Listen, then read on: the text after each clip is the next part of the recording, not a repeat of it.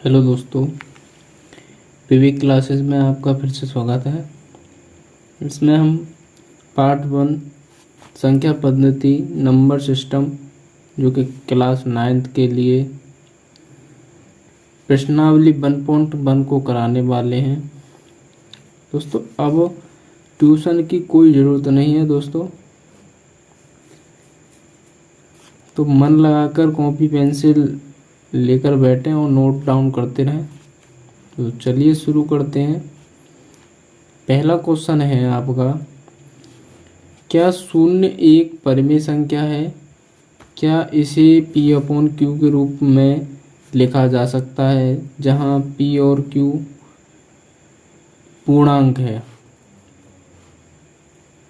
और Q infinite 0 है? तो देखिए यहाँ पर जो शून्य है, शून्य, हाँ शून्य एक परिमेय संख्या है, ठीक है। हाँ शून्य एक परिमेय संख्या है जहाँ P और Q पूर्णांक है। तो P और Q पूर्णांक हैं तो व्यक्त कैसे करेंगे? तो माना P बराबर 0 और Q बराबर 1। तो यहाँ पर P और Q बराबर 0, तो 0/1, तो 1 का जब 0 में भाग करोगे तो 0 ही आएगा। तो ये 0 जो है यही हमारा क्या है, परिमेय संख्या है, ठीक है दोस्तों। यहाँ पर Q आपका इन्फिनिट 0 नहीं होना चाहिए, नहीं तो वह परिमेय संख्या नहीं होगी। चलिए आगे चलते हैं। नंबर 2 क्वेश्चन है, 3 और 4 के बीच में 6 परिमेय संख्या ज्ञात कीजिए। मतलब 3 और 4 के बीच में हमें क्या है, 6 परिमेय संख्या ज्ञात करनी है। तो 3 और 4 के बीच कितनी ज्ञात करनी है, 6, ठीक है। अब देखिए एक बात मैं आपको समझाना चाहूँगा कि आपके लिए 6 पूछे, चाहे 5 पूछे, चाहे 3 पूछे, यदि कोई भी परिमेय संख्या पूछे तो वहाँ पर आपको जितनी परिमेय संख्या पूछ रहा है, 6 पूछ रहा है, तो उसमें आपको 1 ऐड करना है। तो जैसे यहाँ पर 6 + 1 तो 7 हो गया, ठीक है। यदि 7 पूछता तो 7 + 1 तो 8, ठीक है। उसी प्रकार हम क्या करेंगे, P/Q के रूप में लिखेंगे। तो 3 और 4 है, ठीक है। तो Q हमने मान लिया 1, यहाँ पे भी 1 मान लेंगे। अब क्या है, इस 7 का इन दोनों में गुणा करेंगे। अंश व हर में 7 का गुणा करने पर, ठीक है। करिए तो करते हैं 3 1 × 7 × 7, ठीक है। उसी प्रकार हमारा है 4 1 × 7, ठीक है। अब देखिए यहाँ 7 21, तो 21 अपॉन में 7 7 तो 7 हो गया, ठीक है। उसी प्रकार 7 चौक 28, 28 अपॉन 7 1 7, तो यहाँ पे भी 7 हो गया, ठीक है। तो यहाँ पर हमारा क्या निकल के आया कि 21 और 7, 28/7, ठीक है। तो इनके बीच की परिमेय संख्या क्या होंगे, 21 के बाद में क्या आता है 22/7, 23/7, 24/7, 25/7, 26/7, 27/7। अब जो 28 है और 21 के बीच की संख्या लिखनी है, 22, 23, 24, 25, 26, 27। ये कितनी संख्या है? टोटल 6 है दोस्तों, यही आंसर है। चलिए आगे बढ़ते हैं। Question number 3। तो क्वेश्चन नंबर 3 क्या कह रहा है यहाँ पर? देखिए क्वेश्चन नंबर 3 है 3/5 और 4/5 के बीच की 5 परिमेय संख्या ज्ञात करो। तो ये पहले ही बताया था मैंने कि या तो 5 पूछे या 4 पूछे या 6 पूछे या 2 पूछे, 1 पूछे, जो भी पूछे उसमें आपको ऐड करना है, हमें पता है। 5 परिमेय संख्या ज्ञात करनी है, ठीक है। तो 5 में हम क्या करेंगे? +1 = 6, ठीक है। अब देखिए, अब क्या करेंगे? 3/5 मल्टीप्लाई 6 का मल्टीप्लाई करोगे 6/6, ठीक है, इक्वल में। उसी प्रकार 4 × 5 × 6/6, ठीक है। अब देखिए 6 × 18, 5 × 30, 6 × 24, 5 × 30, ठीक है। अब देखिए 18 और किसके? 24/30 के बीच। अब देखिए 18 के बाद में क्या आता है? 19/30, 20/30, 21/30, 22/30, 23/30। ये आपको बहुत ध्यान रखना है कि 18 है तो 18 को नहीं लिखना है, 24 है तो 24 को नहीं लिखना, बीच की संख्या लिखनी है। तो देखिए गिन सकते हो आप 1 2 3 4 5। देखिए 5 परिमेय संख्या आपकी ज्ञात हो गई हैं। तो दोस्तों यही आंसर है। अब देखिए क्वेश्चन नंबर 4 है, नीचे दिए गए कथन सत्य हैं या असत्य हैं, कारण के साथ अपने उत्तर दीजिए। तो देखिए नंबर 1 क्वेश्चन कह रहा है कि प्रत्येक प्राकृतिक संख्या एक पूर्ण संख्या होती है। तो कारण के साथ बताना है दोस्तों। तो चलिए हम कारण के साथ बताते हैं।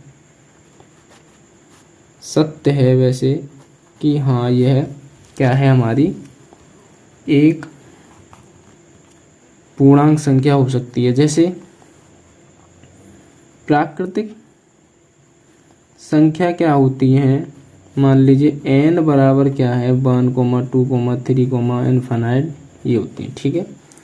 पूर्ण संख्या क्या होती हैं? मान लीजिए होल नंबर।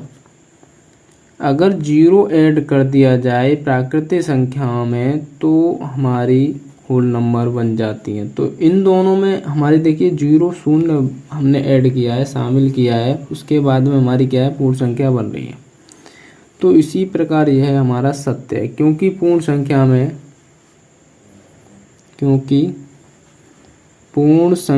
में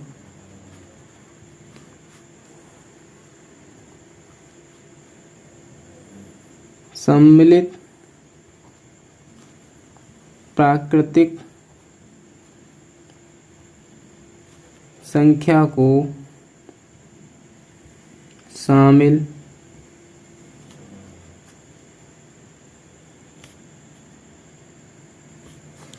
करने पर वह पूर्ण संख्या बन जाती है।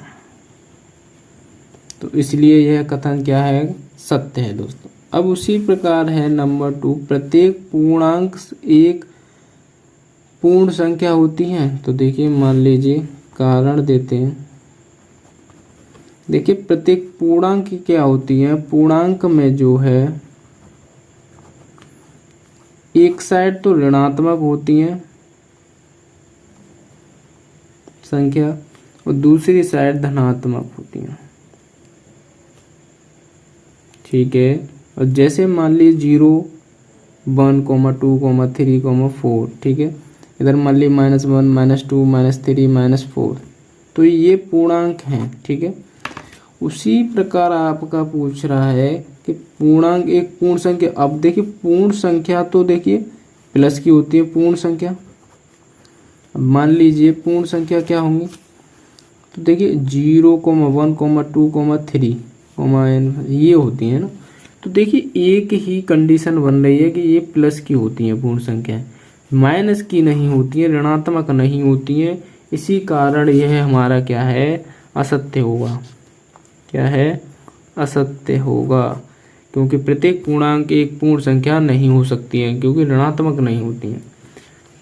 कारण बताते हैं, क्योंकि पूर्णांक में ऋणात्मक पूर्णांक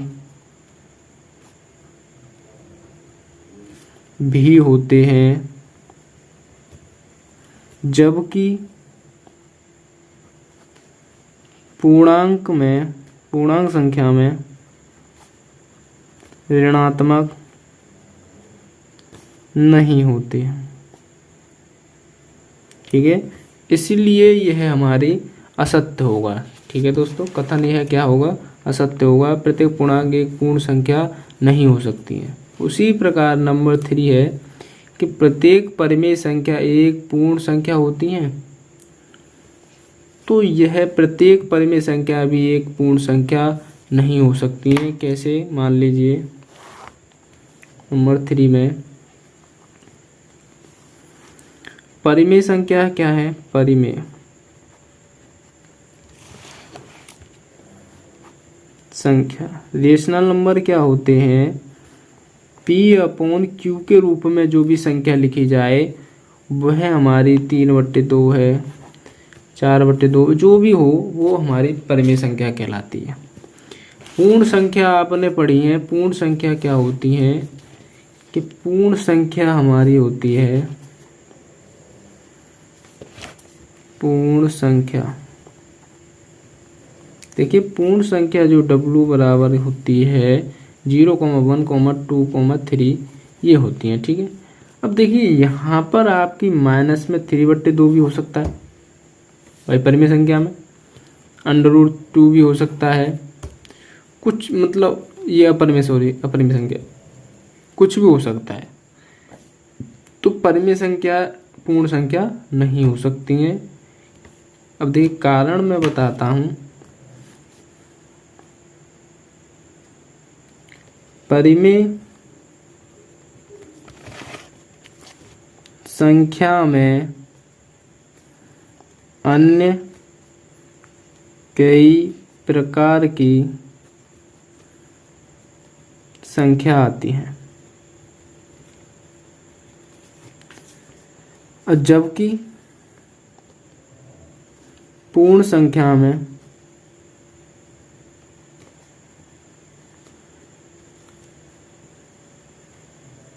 एक जैसी संख्या आती हैं, इसलिए जैसे प्रदर्शित नहीं किया जा सकता है, मतलब परिमेय संख्या में इसे परिवर्तित नहीं किया जा सकता है, इसलिए ये हमारी क्या है, असत्य है दोस्तों, असत्य, ठीक है। यदि दोस्तों हमारा ये वीडियो अच्छी लगी हो और आपके समझ में आया हो तो प्लीज़ यह आपसे निवेदन है कि इस वीडियो को ज़्यादा से ज़्यादा अपने दोस्तों में शेयर करें, और यदि आपके समझ में नहीं आया हो तो प्लीज़ पीछे स्किप करके दोबारा देखें